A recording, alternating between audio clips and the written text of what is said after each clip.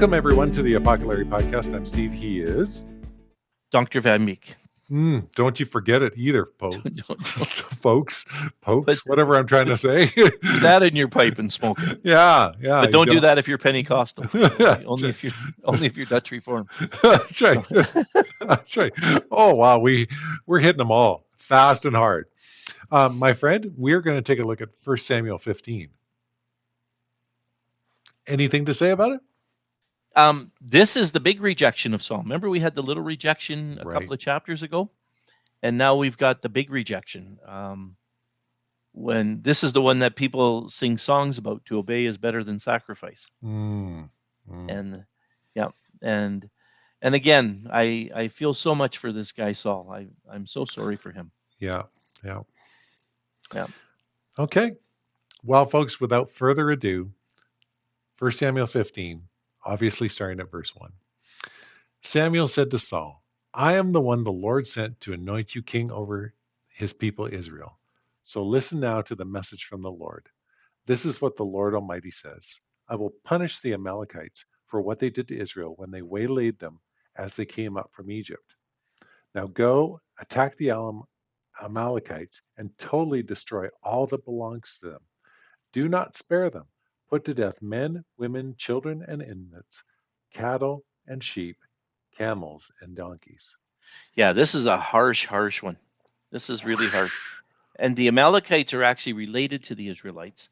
They are they're the sons of Amalek, who was the great grandson of Esau. Okay. And so these guys are, sort of related.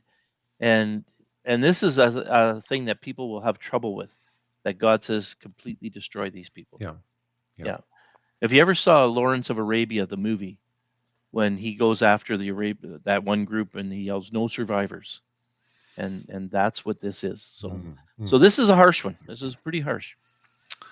Okay, verse 4. So Saul summoned the men and mustered them at Telaim, 200,000 foot soldiers and 10,000 from Judah. Saul went to the city of Amalek and set an ambush in the ravine. He said to the Kenites, Go away, leave the Amalekites, so I do not destroy you along with them. For you showed kindness to all the Israelites when they came up out of Egypt. So the Kenites moved away from the Amalekites. Right, and remember, it was the Kenites that there's different opinions, but remember Moses' father-in-law. Okay. Yeah. And they were the workers. They were the workers in metal.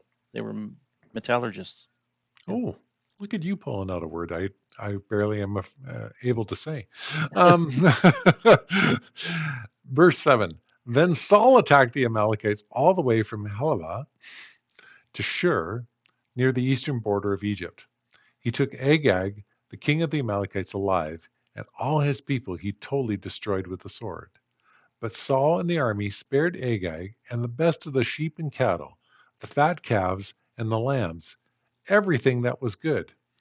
These they were unwilling to destroy completely, but everything that was despised and weak they totally destroyed.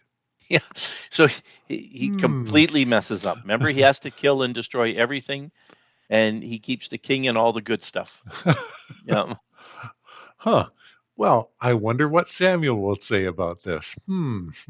Verse 10. Then the word of the Lord came to Samuel. I regret that I have made Saul king, because he has turned away from me and not carried out my instructions. Now, I just want to say one thing here.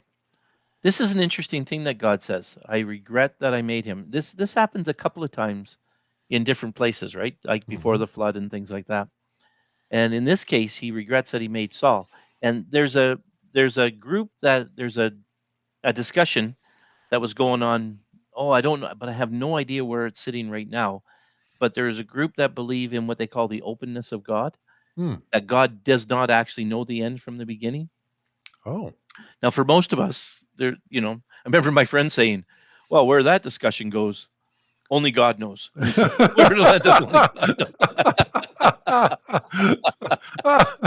love it. Which was wonderful. Yeah. Just a wonderful expression.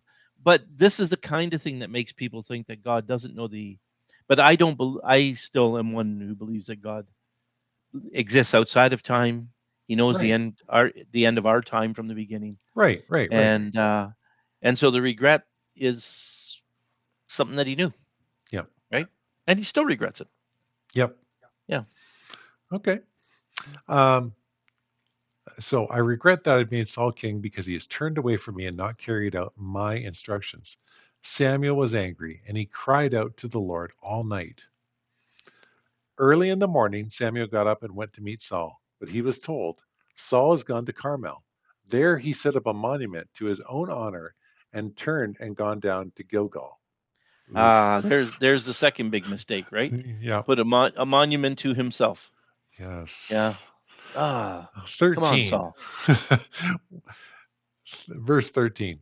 When Samuel reached him, Saul said, The Lord bless you. I have carried out the Lord's instructions. But Samuel said, What then is this bleating of sheep in my ears? What is this lowing of cattle I hear? Saul answered, The soldiers brought them from the Amalekites. They spared the best of the sheep and cattle to sacrifice to the Lord your God, but we totally destroyed the rest. Enough, Samuel said to Saul. Tell me what you tell let me tell you what the Lord said to me last night. Tell me, Saul replied. Samuel said, Though you were once small in your own eyes, did you not become the head of the tribes of Israel? The Lord anointed you king over Israel. He sent you on a mission, saying, Go and completely destroy those wicked people, the Amalekites. Wage war against them until you have wiped them out. Why did you not obey the Lord?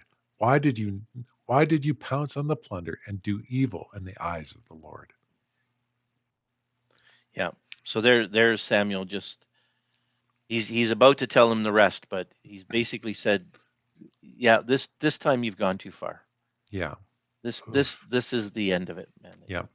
And that he did a thing to himself is kind of weird because remember early on he was a pretty good guy and he Yeah. was trusting God and actually quite shy about becoming king. He's a different man now. Yes. Yes. Good point. Um, verse 20. And of course, Saul being Saul. But I did obey the Lord, Saul said. I went on the mission the Lord assigned me. I completely destroyed the Amalekites and brought back Agag, their king. The soldiers took sheep and cattle from the plunder, the best of what was the best of what was devoted to God, in order to sacrifice them to the Lord your God at Gilgal. But Samuel replied, Does the Lord delight in burnt offerings and sacrifices as much as obeying the Lord? To Yeah. obey is better than sacrifice, and to heed is better than the fat of rams. For rebellion is like the sin of divination, and arrogance like the evil of idolatry. Because you have rejected the word of the Lord, he has rejected you as king. And there it is. Ooh. Yeah. And Saul is now done. He is done. It doesn't play out right away, but he is done. And that's a sad moment, eh? Yeah. But Oof. Samuel said to him, "You have to destroy everything." Yeah. And it basically says they were unwilling to do it. Yeah. It's Yeah. crazy. Yeah. Yeah.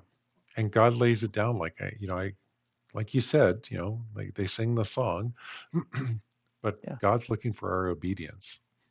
Yeah. And that's actually Keith Green who does to obey is better than sacrifice, right? Right. I want more than your money. I want your life. Yeah. Yeah. Doesn't Verse mean you can keep your money. right. Verse No. 24. Then Saul said to Samuel, I have sinned. I violated the Lord's command and your instructions. I was afraid of the men, so I gave in to them. Oh, he can't help himself, can he? No, no. Now I beg you, forgive my sin and come back with me, so that I may worship the Lord. But Samuel said to him, I will not go back with you. You have rejected the word of the Lord, and the Lord has rejected you as king over Israel. As Samuel turned to leave, Saul caught hold of the hem of his robe, and it tore. Samuel said to him, The Lord has torn the kingdom of Israel from you today and has given it to one of your neighbors, to one better than you. He, he, sorry, he who is the glory of Israel does not lie or change his mind, for he is not a human being that he should change his mind. Isn't that amazing? Yeah, Um, and these guys are a bit cheesy. He tore his robe and he says, "Yeah, this is what's going to happen to you now." it's going it's going to be torn away, right? Right, right. So yeah, and yet just yeah, sad as sad can be, right? Yeah. Well, verse 30, Saul replied, I have sinned, but please honor me before the elders of my people and before Israel. Come back with me so that I may worship the Lord your God. So Samuel went back with Saul, and Saul worshiped the Lord. Isn't that an amazing thing? Probably shouldn't have done that, Hmm. and yet I think Samuel really liked Saul. Hmm. I mean, later on, he's so fed up with him. He's Yeah, so fed that's up right. with him. Yeah. But Well, I think he really liked him. yeah, yeah, Yeah. that's true. And it's a Um, funny thing. He says the kingdom's going to go to someone better than you. And in lots of ways, David was not better than him, no, except David trusted God. yeah, He still messed up, but David trusted God where it doesn't seem that Saul did. right. Yeah. Oh, but Samuel's not done. Oh, Then, gosh, no. then Samuel said, bring me Agag, the king of the Amalekites. Agag came to him in chains, and he thought, surely the bitterness of death is past. But Samuel said, as your sword has made women childless, so will your mother be childless among women. And Samuel put put Agag to death before the Lord at Gilgal. Tough thing being a prophet in those days, right? You you know, were you the- were a man of many talents at that point in time. I can just picture him just taking the sword and saying, and the guy's thinking it's okay. He's like, no, it's not going to be okay. And then Samuel just lopping off his head. Yeah, you're done. Yep, you're done. And Oof. and the Amalekites, by the way, they were a ruthless group of people. Mm-hmm. You know, and they were nomadic too. By the way, they were nomadic people. Yeah. So Samuel kills them. Yeah, it kills him right there. Yeah. So You know, people of their time. right, right. You could not expect me to do something like that. I No. don't know. I don't know if I have the fortitude to go through with something like that. Yeah, But in his day, you just did. yeah, Yeah. yeah. Well, then let's finish off with these two verses. Then Samuel left for Ramallah, but Saul went up to his home in Gibeah of Saul. Until the day Samuel died, he did not go and see Saul again, though Samuel mourned for him. And the Lord regretted that he had made Saul king over Israel. See, that regret thing is a weird thing. You know, those openness guys, they they have this going for them, don't they? Hmm. Yeah. By the way, the openness people, they're solid scholars in Yeah. that. Yeah, Oh, sure. they're not a bunch of doofuses on that side. Yeah. So Yeah. so anyway, that's the beginning of the end for Saul. Well, actually, a couple of chapters ago was the beginning of the end. Right. This is the end of the end. Yeah, that's right. Yeah. Uh, um, like you said, it's a sad story of Saul and Saul's arrogance Yeah. but I did obey the Lord and I set up a monument to myself. And yes, Yes. what is this bleating of sheep I hear?